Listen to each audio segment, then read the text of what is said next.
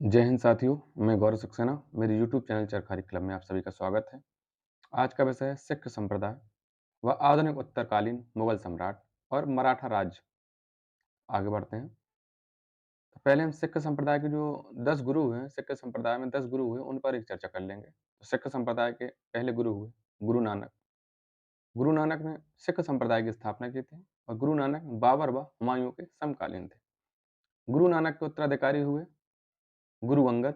सिख संप्रदाय के दूसरे गुरु हुए गुरु अंगद। इन्होंने गुरुमुखी लिपि का प्रारंभ किया था तथा इनके बचपन का नाम लहना था। सिख संप्रदाय के तीसरे गुरु हुए गुरु अमरदास। गुरु अमरदास ने 22 गद्दियों की स्थापना की थी। सिख संप्रदाय के चौथे गुरु हुए गुरु रामदास। इन्होंने अमृतसर नगर की स्थापना की थी। सिख संप्रदाय के पांचवें गुरु हुए हैं गुरु अर्जुन देव।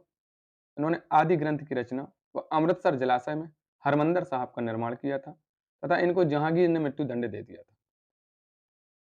सिख संप्रदाय के छठवें गुरु हुए हैं गुरु हरगोबिंद। इन्होंने सिखों को सैन्य संगठन का रूप दिया था व अमृतसर के किलेबंदी की थी। इन्होंने जो है सिखों को सैन्य संगठन का रूप दिया था तथा इन्होंने अमृतसर की किलेबंदी कर दी थी। तो सिख संप्रदाय के सातवें गुरु हुए हैं गुरु हर राय। इन्होंने औरंगजेब के पुत्र दारा शिकोह को आशीर्वाद दिया था। सिख संप्रदाय के आठवें गुरु हुए हैं गुरु हरकिशन। हरकिशन की जो है चेचक के कारण मृत्यु हो गई थी, तो गुरु हरकिशन की चेचक के कारण मृत्यु हो गई थी। सिख संप्रदाय के नौवें गुरु हुए हैं गुरु तेग बहादुर। गुरु तेग बहादुर को इस्लाम न स्वीकार करने के कारण औरंगजेब ने मृत्यु दंड दे दिया था। तो सिख संप्रदाय के अंतिम व 10वें गुरु हुए हैं गुरु गोविंद सिंह। गुरु गोविंद सिंह जो है सिखों के अंतिम गुरु थे पूर्वक। तो पहला प्रश्न है, गुरु नानक का जन्म कब हुआ था? गुरु नानक का जन्म 1469 में तलवंडी पंजाब में हुआ था। ये सिखों के पहले गुरु थे। इन्होंने नानक पंथ चलाया था। गुरु नानक की मृत्यु 1539 में करतारपुर में हो गई थी। इन्होंने अपने शिष्य लहना को अपना उत्तराधिकारी बनाया था। लहना गुरु अंगद के नाम से सिखों के दूसरे गुरु बने थे। गुरु अंगद ने गुरुमुखी लिपि का प्रारंभ किया था।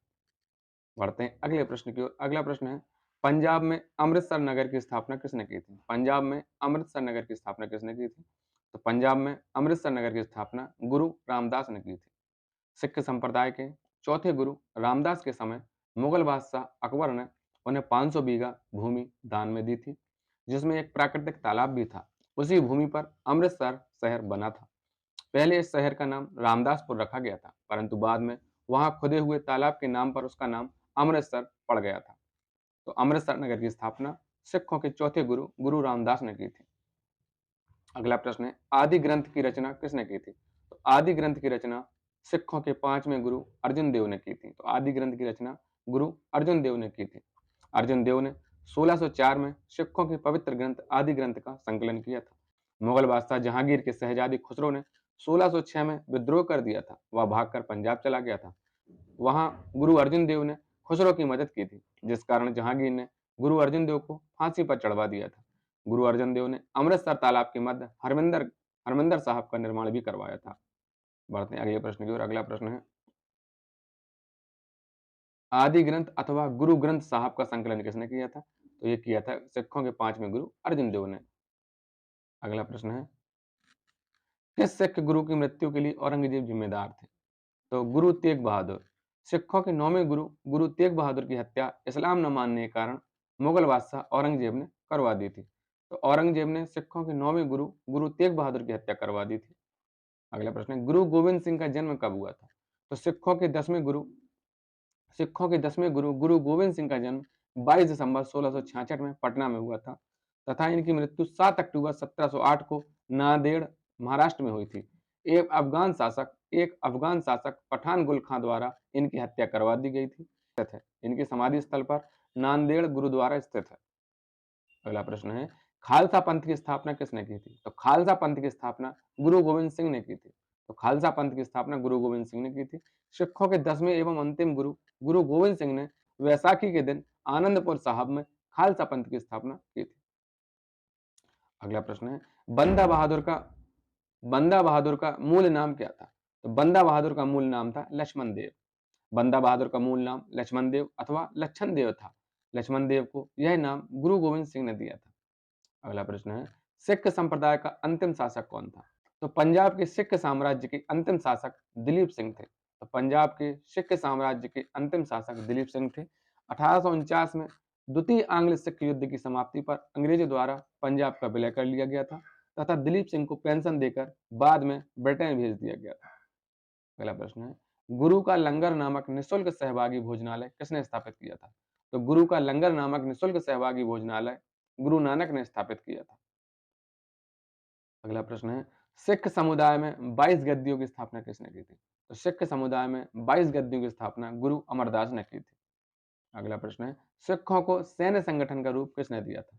तो सिखों के छठवें गुरु गुरु हरगोविंद सिंह ने जो है सिखों को सैन्य संगठन का रूप दिया था। इन्होंने अकाल तख्त या ईश्वर के सिंहासन का निर्माण भी करवाया था।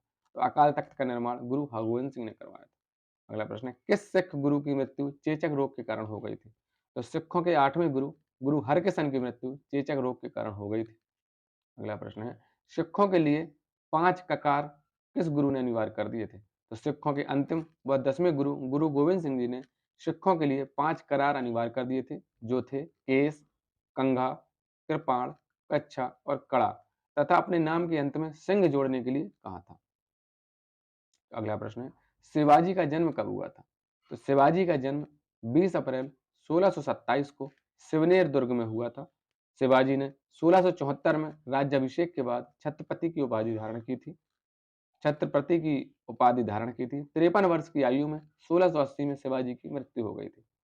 अगला प्रश्न है, शिवाजी मुगलों की कैद से कहां पर भागने में सफल हुए थे? तो शिवाजी को औरंगजेब ने आगरा में 1666 में कैद कर लिया था। तो शिवाजी को औरंगजेब ने आगरा में 1666 में कैद कर लिया था। शिवाजी मुगलों की कैद से आगरा के जयपुर भवन में नजरबंद थे, जहां से भाग गए थे।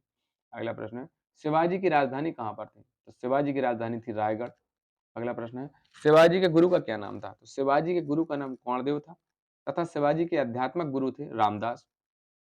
शिवाजी के मंत्रियों को अष्टप्रधान के नाम से जाना जाता है। अगला प्रश्न है, शिवाजी के शासनकाल में विदेश मंत्री को क्या कहा जाता था? तो शिवाजी के शासनकाल में विदेश मंत्री को सुमंत या दबीर कहा जाता था। अगला प्रश्न है, शिवाजी के माता एवं पिता का क्या नाम था? शिवाजी के पिता का नाम शाहजी भोसले तथा शिवाजी की माता का नाम जीजाबाई तथा शिवाजी की पत्नी का नाम साईबाई निम्बालकर था। अगला प्रश्न है, पानीपत का तीसरा युद्ध कब हुआ था? तो पानीपत का तीसरा युद्ध 14 जनवरी 1761 में हुआ था। पानीपत का तीसरा युद्ध मराठों और अफगानों के मध्य हुआ था। पानीपत के तीसरे युद्ध में अफगानों का नेतृत्व अहमद शाह अब्दाली ने तथा मराठों का नेतृत्व सदाशिव राव भाऊ ने किया था। इस युद्ध को अफगानों द्वारा जीत लिया गया था। अगला प्रश्न है, औरंगजेब की मृत्यु 1707 में हो गई थी। उसके बाद मुगल सत्ता किसने संभाली थी? तो औरंगजेब की मृत्यु के बाद मुगल सत्ता बहादुर शाह प्रथम ने संभाली। 1707 में औरंगजेब की मृत्यु के बाद उसके 63 वर्षीय पुत्र मुअज्जम, जिसे बहादुर शाह प्रथम के नाम से भी जाना जाता है, उसने 1707 से 1712 तक शासन किया। अगला प्रश्न है, किस मुगल सम्राट ने अंग्रेजों को बंगाल में शुल्क मुक्त व्यापार करने की सुविधा प्रदान की थी? तो फर्रुखसियर ने 1717 ईस्वी में फर्रुखसियर ने एक फरमान जारी किया था, जिसमें अंग्रेजों को 3000 वार्षिक कर देकर बंगाल में बिना अतिरिक्त चुंगी दिए व्यापार करने का अधिकार दिया गया था। अगला प्रश्न है, मयूर सिंहासन पर बैठने वाला अंतिम मुगल सम्राट कौन था? तो मयूर सिंहासन पर बैठने वाला अंतिम मुगल सम्राट था मोहम्मद शाह। शाहजहां द्वारा बनवाए गए प्रसिद्ध मयूर सिंहासन पर बैठने वाला अंतिम मुगल शासक मोहम्मद शाह था, जो 1719 से 1748 तक शासक रहा। इसके काल में ही नादिर शाह ने 1739 में भारत पर आक्रमण किया था तथा करनाल के युद्ध में मुगल सेना को पराजित कर दिया था। वह सोना चांदी अशर्फियां लगभग 70 करोड़ रुपए की धनराशि और कोहिनूर हीरा तथा तख्ते ताऊत या जैसे मयूर सिंहासन कहते हैं, वह ईरान ले गया था। मोहम्मद शाह को रंगीला बादशाह भी कहते हैं, क्योंकि वह प्रशासन के प्रति उदासीन था तथा मदिरा व सुंदर लड़कियों के प्रति हमेशा रुचि रखता था, इसलिए उसे रंगीला बादशाह कहा जाता था। अगला प्रश्न है, भारत का अंतिम मुगल सम्राट कौन हुआ? तो भारत का अंतिम मुगल सम्राट हुआ बहादुर शाह द्वितीय, जिसे बहादुर शाह जफर के नाम से जानते हैं। अंतिम मुगल सम्राट अकबर शाह द्वितीय का पुत्र बहादुर शाह जफर हुआ। 1857 की क्रांति में भाग लेने के कारण अंग्रेजों द्वारा बहादुर शाह जफर को बंदी बना लिया गया था एवं रंगून भेज दिया गया था। अगला प्रश्न है, हैदराबाद के स्वतंत्र राज्य का संस्थापक कौन था? तो हैदराबाद के स्वतंत्र राज्य का संस्थापक चिनकलेज खां उर्फ निजामुल मुल्क था। अगला प्रश्न है, दिल्ली में खगोलीय वेधशाला जिसे जंतर मंतर कहते हैं, वह किसने बनवाई थी? तो जयपुर के राजा सवाई जयसिंह ने जिन्हें जयसिंह द्वितीय भी कहते हैं, 18वीं शताब्दी का सबसे श्रेष्ठ राजपूत राजा आमेर का सवाई जयसिंह था। उसने 1728 में जयपुर शहर की स्थापना की थी तथा उसे विज्ञान और कला का केंद्र बनाया था। जयसिंह एक महान खगोल शास्त्री भी थे।